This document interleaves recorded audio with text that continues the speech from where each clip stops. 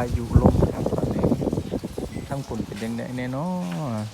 แต่ละหมองแต่ละบอนลมแห้งคือทั้งปีบ่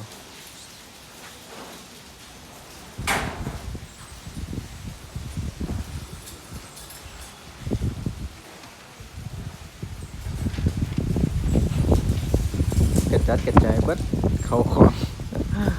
ลมแห้งนะครับโอ้กระดานกระล่ม